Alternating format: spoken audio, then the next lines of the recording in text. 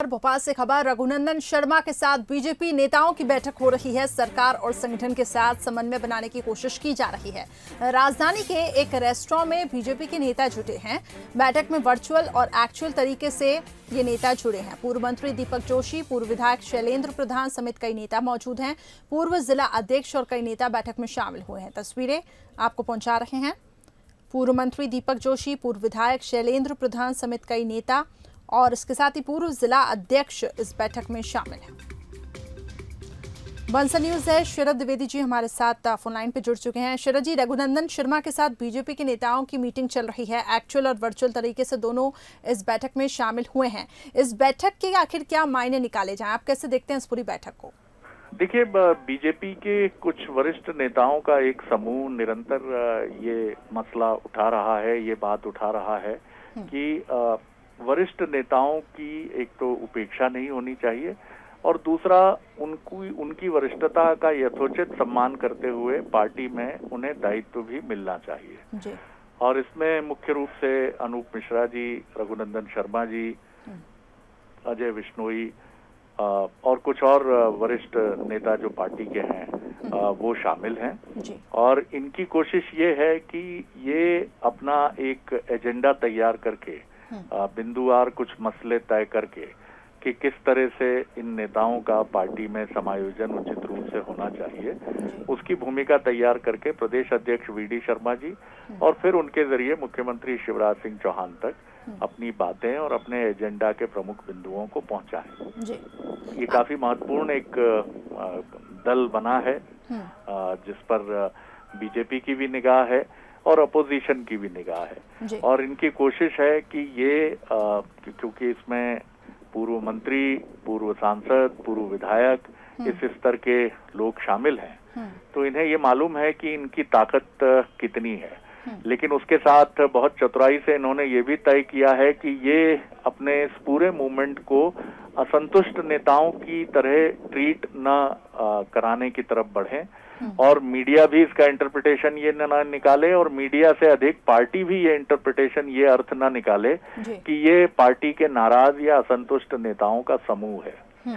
इसलिए इन्होंने बहुत चतुराई से ये एजेंडा तय किया है कि हम तो दरअसल पार्टी को और मजबूत करने की दिशा में बढ़ रहे हैं और हम अपनी बातें रख रहे हैं जिससे जो भी तथाकथित रूप से नेता कहीं ना कहीं ये मानते हैं कि उनकी बातें ठीक से नहीं सुनी गई हैं या उनकी उपेक्षा हो रही है, तो उनकी बात को हम ऊपर तक एक बहुत गरिमामय तरीके से और बीजेपी की रीति नीति के अनुरूप पहुंचा रहे हैं। तो आप इसको एक राजनीतिक चातुर्य और रणनीति के तौर पर भी करिश्मा बेहिचक देख सकते हैं। जी बिल्कुल, और एक प्लेटफॉर्म, एक फोरम यहाँ पे तैयार किया जा रहा है कि सब अपनी बातें रख सकें।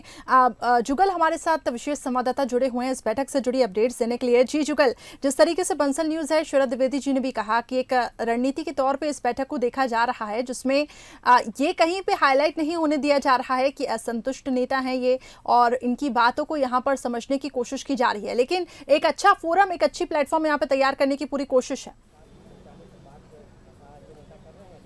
जी देखिए, जो बीजेपी के वरिष्ठ नेता हैं रघुनंदन शर्मा जी, पूर्व सांसद हैं, वो एक सेतु के रूप में काम कर रहे हैं बीजेपी संगठन और इन नेताओं के बीच में जिनका ये कहना है कि उनका को उचित सम्मान पार्टी में दिया जाए, तो उन नेताओं के बीच में सेतु का काम कर रहे हैं और ये एक पूरा एजेंडा तैयार किया जाएगा। एजेंडे में क्या क्या प्रमुख बिंदु रहेंगे जो संगठन के वरिष्ठ नेताओं को बताना है, जिसमें वीडी शर्मा शामिल है, मुख्यमंत्री शिवराज सिंह चौहान शामिल है।